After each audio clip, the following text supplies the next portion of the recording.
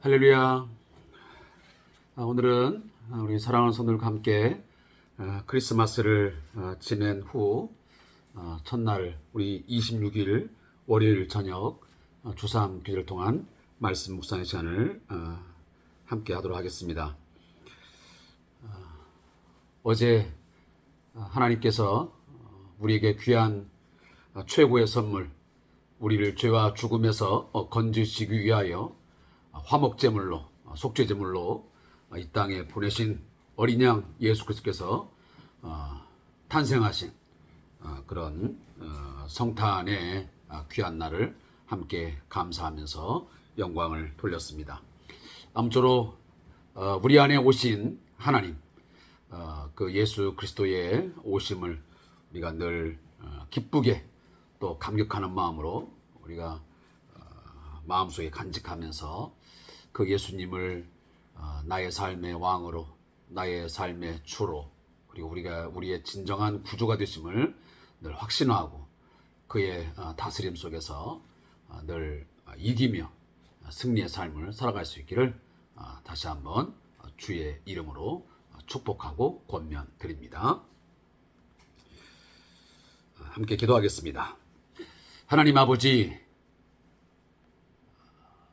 성탄절 주일 예배를 하나님 앞에 영광의 예배로 드리게 하시고 오늘 이처럼 또 한 주간을 시작하면서 주의 말씀 앞에 함께 머리를 숙였습니다. 주님, 오늘도 말씀을 주시옵소서. 이 말씀만이, 하나님의 말씀만이 우리의 삶을 하나님께서 기뻐하시는 삶으로 만들어갈 수 있는 가장 중요한 기초요, 또 우리의 힘과 능력이 됨을 믿습니다. 주님, 이 시간도 말씀을 깨닫는 은혜가 있게 하여 주옵소서. 예수님의 이름으로 축복하며 기도합니다. 아멘. 하나님 말씀은 히브리서 11장 32절부터 40절의 말씀을 함께 읽겠습니다. 히브리서 11장 32절부터 40절까지입니다. 내가 무슨 말을 더하리요?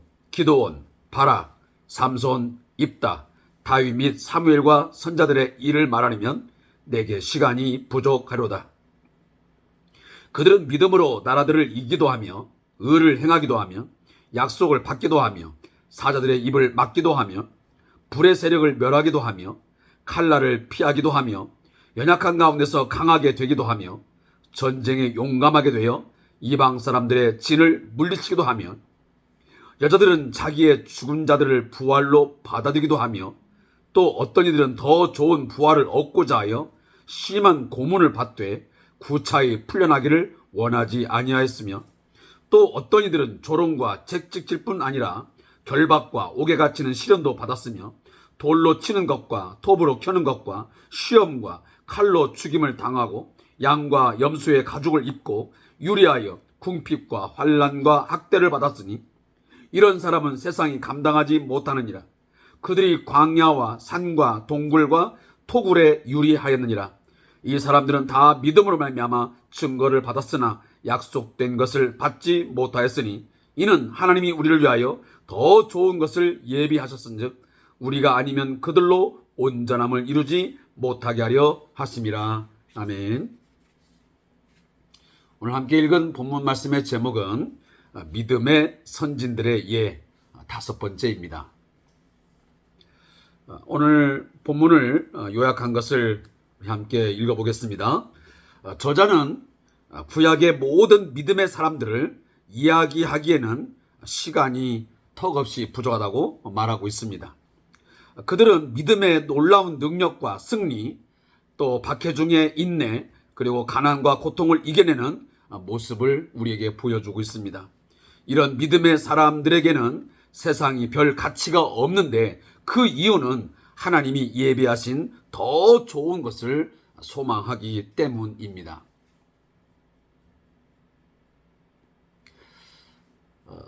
몇 주 동안 함께 이 히브리서를 통한 묵상 시간을 갖지 못했습니다. 그러나 제가 앞에서 이미 말씀을 드렸듯이 우리가 가진 믿음, 하나님께서 선물로 주신 이 믿음이라고 하는 것이 참 믿음, 거짓된 믿음이 아닌 참 믿음인 것을 우리가 삶으로 증명할 수 있어야 됩니다. 또 증명될 수밖에 없습니다. 저를 비롯해서 우리 모든 성도들이 성경 공부를 통해서 또 설교를 통해서 하나님이 어떤 분이시다, 그리고 인간은 어떤 존재이다, 그렇기 때문에 인간은 하나님이 절대적으로 필요한 존재이다, 인간은 무한한 게 아니고 인간이라고 하는 것은 매우 유한하고 결핍성을 갖고 있고 매우 시간과 공간 속에서 제약을 받으면서 살 수밖에 없는 매우 미약하고 연약하고 부족한 존재입니다. 자, 그런 존재들이 이제 하나님을 믿습니다. 결국은 그 믿음을, 어떤 믿음을 갖느냐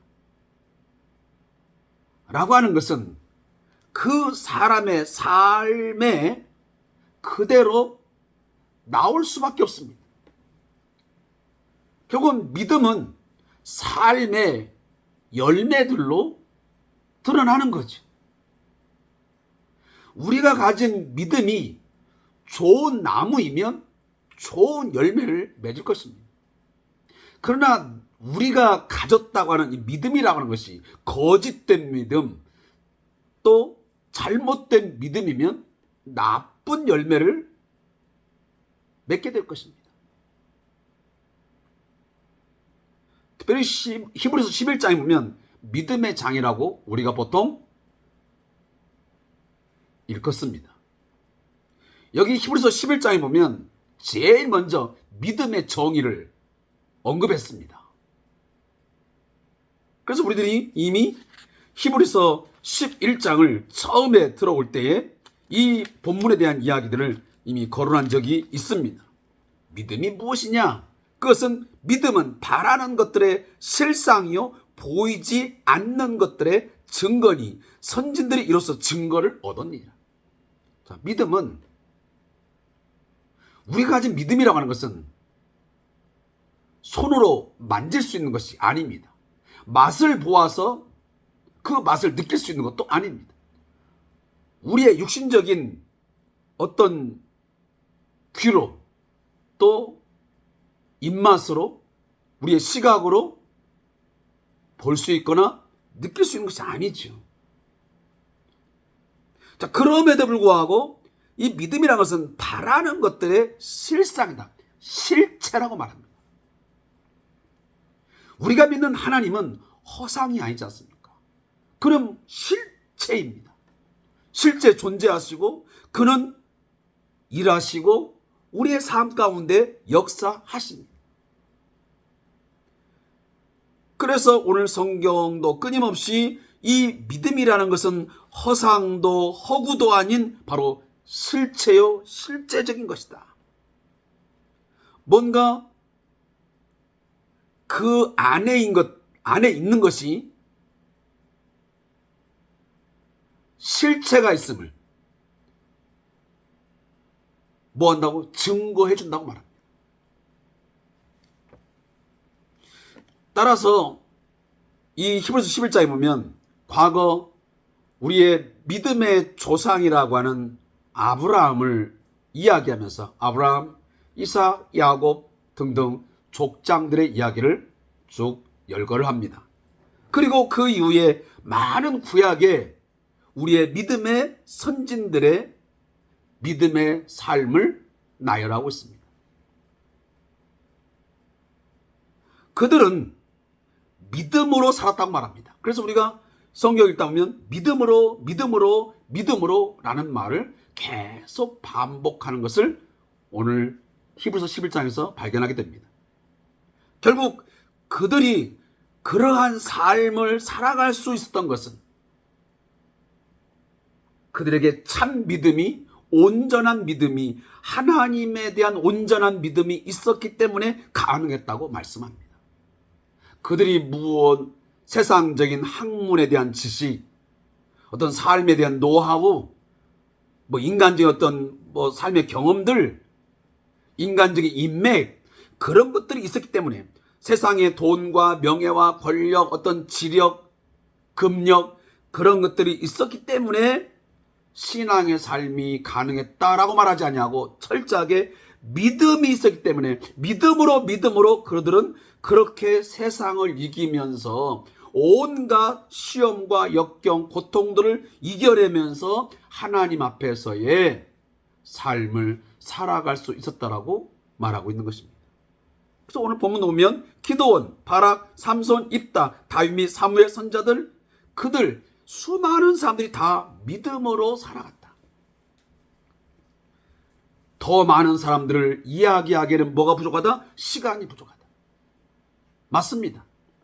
구약에 많은 사람들이 나열되고 있지만 그 외에도 수많은 우리의 믿음의 선배들은 하나님에 대한 믿음, 하나님이 어떤 존재이시고, 그리고 하나님이 약속하신 것에 대한 신뢰, 절대적인 신뢰를 가지고 그들은 행하며 살았습니다. 기생 라합도 마찬가지고. 그리고 오늘 나오는 많은 사사들도, 그리고 수많은 선자들이 그처럼 그렇게 많은 악의 도전, 세상의 도전 앞에 무릎 꿇지 않고 굴하지 아니하고, 그들이 세상의 어떤 문화와 가치에 같이 편승하거나 야합하거나 하지 아니하고 하나님 앞에서의 삶을 거룩하게 끝까지 믿음을 지키면서 살아가셨던 것은 그들에게 참 믿음이 있었기 때문에 가능하다고 말합니다. 사실 오늘 성경 말씀은 제가 많은 것들을 설명할 필요도 없는 내용입니다. 읽으면 다 아는 것입니다. 그러나 우리가 이걸 읽어 내려가다 보면 참 우리들이 과연 이런 상황 속에 놓여졌을 때에 믿음으로 이러한 여러 가지 것들을 과연 견디고 이겨낼 수 있을까 할 정도로 굉장히 심각한, 굉장히 어려운, 혹독한 박해와 또 학대가 있습니다. 여기 보면 조롱, 책질, 심한 고문, 돌로 치는 것, 톱으로 켜는 것, 상상해 보십시오. 실제 톱으로 켜서 사람을 죽였습니다. 무엇 때문에? 예수를 주로 고백한다는 그 이유 때문에. 사람을 죽여서도 아닙니다. 사기를 쳤기 때문에 그건 또 아닙니다.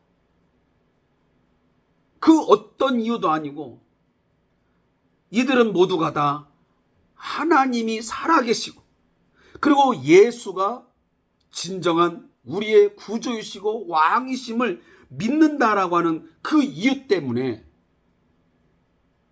그들은 잡혀서 심한 고문을 받아야 됐고, 그리고 옥에 갇히고,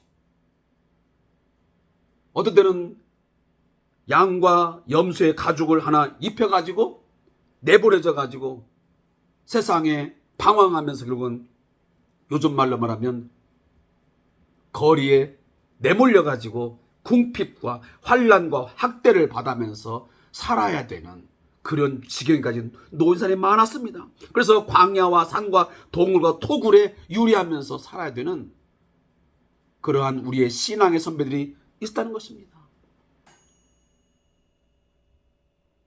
오늘날 우리 한국교회 안에 저를 비롯해서 우리 모두가 다 과연 예수 믿는 것 때문에 이런 상황에 내몰린다면 끝까지 예수를 주로 고백하고 이러한 고통들을 능히 기쁘고 즐겁게 감당할 수 있는 사람이 과연 몇 명이나 될까 하는 생각이 듭니다. 코로나19라는 상황, 그거 하나 때문에도 예배를 포기하고 예배 자리를 떠나버리고 또 돈 몇 푼에, 또 사람들과의 관계 때문에 수많은 이런저런 이유로 인해서 교회를 떠나고 예수 믿는 것을 거절하고 세상으로 돌아가고 타 종교에 빠지게 되고 또 무신론자가 되어서 살아가는 너무도 많은데, 과연 이런 상황에 우리에게 현실적으로 다가온다면 끝까지 예수가 나의 주이십니다. 나는 하나님의 말씀대로 살기 위해서 세상의 모든 것들을 나는 포기할 수 있습니다라고 말하면서 기꺼이 과연 세상의 그런 문화, 가치 이런 것들을 등을 돌리고 과연 순수하게 신앙적인 삶을 살아갈 수 있는 사람이 몇이나 되겠냐는 것입니다. 사랑하는 성도 여러분, 오늘 마지막에서 하고 있지만 우리는 하나님이 약속하신 그 약속이 반드시 이루어짐을 우리는 믿어야 됩니다. 더 좋은 것들이 하나님께로부터 있음을 믿는 믿음이 있을 때만이 이 세상을 이기면서 하나님께서 우리에게 주시는 삶의 어떤 가치, 그 삶의 목적, 그 삶의 과정들을 밟아갈 수 있는 것입니다. 그렇지 아니하면 우리는 결국 현실의 문제, 또 지금 우리 앞에 당장 닥쳐지는 이런 일 때문에 우리는 그저 먹고 마시고 입고 누리는 것 때문에 신앙을 포기할 수밖에 없을 것이고 결국은 세상 앞에 굴복당할 수밖에 없는 것입니다. 매일처럼 짜증, 불만, 원망, 하나님에 대한 때로는 저주, 이런 식으로 베드로가 결국 예수를 저주하고 욕했던 것처럼 결국은 그러한 자리로 우리도 얼마든지 빠질 수 있다는 것을 우리가 염두에 둡니다. 꼭 베드로만 그런 게 아니에요.